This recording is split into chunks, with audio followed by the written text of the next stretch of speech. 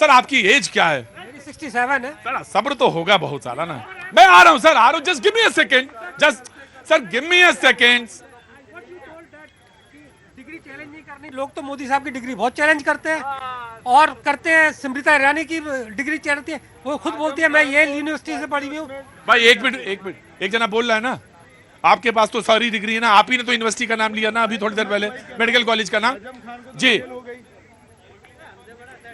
एक बात, last point मैं और कहना चाहता हूं, ये चुनाव देश के लिए बहुत जरूरी है।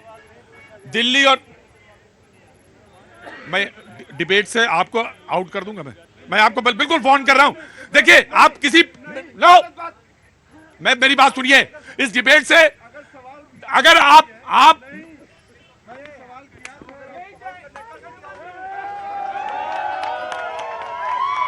अगर आप मुझे डिबेट करने का इजाजत देंगे तो ठीक, और दूसरी बात ये, इसी डिबेट से निकल के गए हैं आप। मेरी डिबेट को सुनने की कोशिश करिए। मेरी डिबेट में जा साहब, इतना बड़ा कद हो गया, इतना ईगो हो गया तो मेरी डिबेट में माफ करिएगा।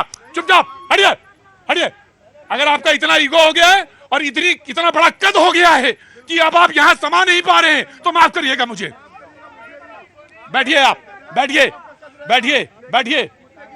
मुद्दे की बात मैं भी कर रहा था, मुझे मुद्दा रखने देंगे कि नहीं? बीच में डिस्टर्ब करते हैं आप।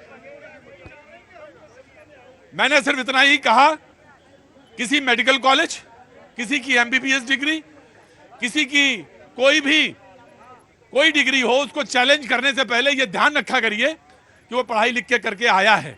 और आपको अगर चैलेंज करने का मौका है तो जाइए सुप्रीम कोर्ट, करिए जाके और बोलिए जाके और लड़िए जाके, लेकिन यहां पे बहस करने दीजिए। अरविंद केजरीवाल जी ने कहा, मैं डिबेट को आगाज करता हूं, कि अगर ये एक बार फिर से आ गए तो देश का बेड़ा गर्क हो जाएगा 5 साल। डिबेट का आगाज करता हूं जी, पहले आम आदमी पार्टी जी, फिर समाजवादी। देखिए, आज हिंदुस्तान के अंदर जिस तरीके से तानाशाही सरकार चल रही है, जहां जहां भी इनको भारतीय जनता पार्टी को वहां सत्ताविहीन करते हैं जनता, वहां अपने एजेंसियों के थ्रू, संवैधानिक एजेंसियों को दुरुपयोग करते हुए अपने राजनीतिक लोगों को लगा करके, एलजी लगा करके, सीबीआई लगा कर, ईडी लगा करके वहां की सरकार हड़पने का प्रयास करते हैं। तो एक बात तो है, जनता के मतों का अपमान करते हैं, ये देशभक्त नहीं हो सकते। ये सारे लोग सारे देश के गद्दार हैं, जैसे अभी भाई साहब ने कहा, मैं उनका समर्थन करता हूं। बीपी बिल्कुल हाई होना चाहिए। आज देश के अंदर क्या है, आज ये आईएएस अधिकारियों को यूज कर रहे हैं।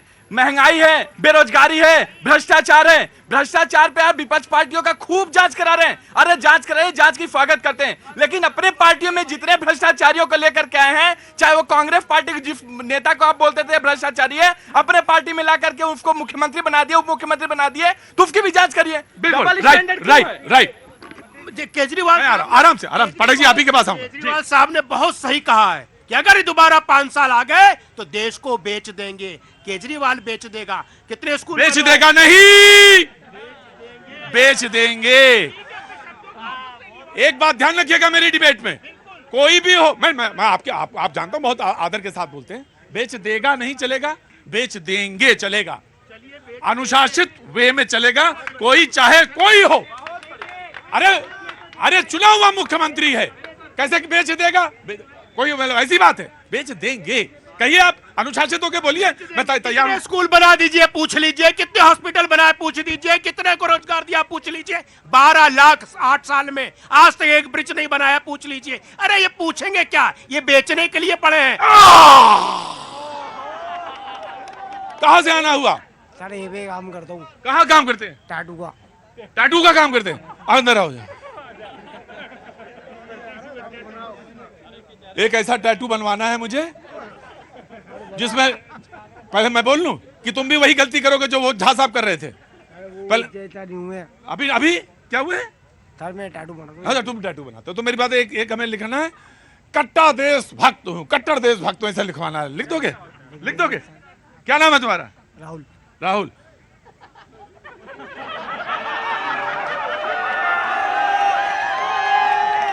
बहुत अच्छी बात है जी।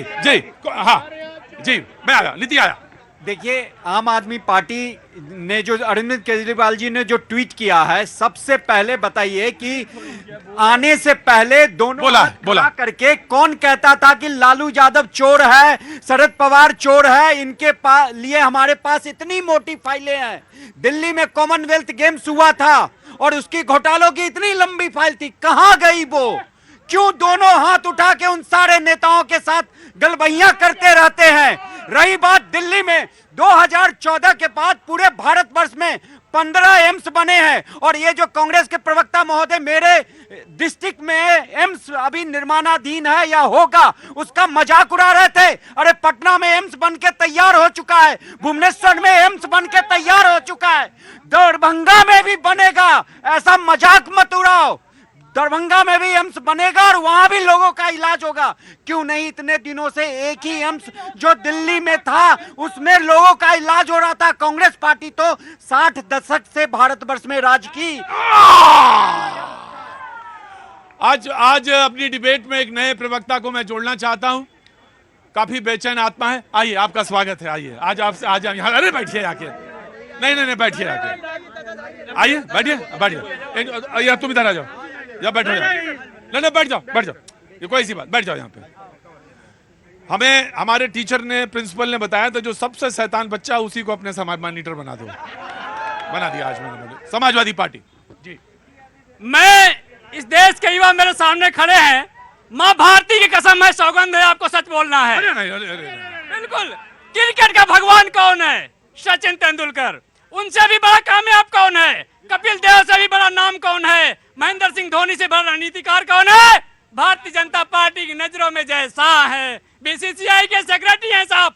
86 लाख की कंपनी 10 सालों में 1600 करोड़ की हो गई। भाई क्या करते हो साहब? एक बार उनकी काबिलियत देखो और बताओ अंधभक्ति क्या है, देशभक्ति क्या है, और भारत माता की जय बोल दो एक बार, बोलो भारत माता की।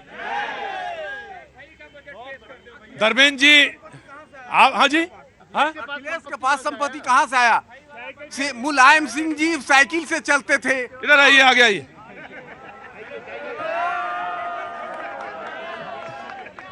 धर्मेंद्र जी, हमारे प्रोग्राम की एक खूबी है कि मैं बैलेंस करूं या प्रवक्ता बैलेंस करें या जनता बैलेंस करे, बैलेंस तो तुरंत हो जाएगा, तुरंत बैलेंस हो जाएगा। जी बाबूजी, क्या नाम है आपका? मनोज कुमार सिंह। कहाँ के रहने वाले हैं? झारखंड से। झारखंड में क्या काम करते हैं? झारखंड में बिजनेस है। बिजनेस है जी। कैसा चल रहा है बिजनेस? ठीक चल रहा है। ठीक चल रहा है, अच्छा चल रहा है। काहे का है? क्रेशर का धंधा है। तब तो अच्छा काम है। अब सवाल पूछिए आप। मुलायम सिंह जी साइकिल से चलते थे, आज उनके पास 20,000 करोड़ की संपत्ति कहाँ से आई? और ये सोनिया गांधी कौन सा काम करती है कि विश्व की 4थी महिला है? ये इन लोग अपना पहले हिसाब दे, उसके बाद दूसरे पर आरोप लगाए कि संपत्ति कहाँ से आया इतना। सारे नेताओं अपना अपना संपत्ति का हिसाब दे।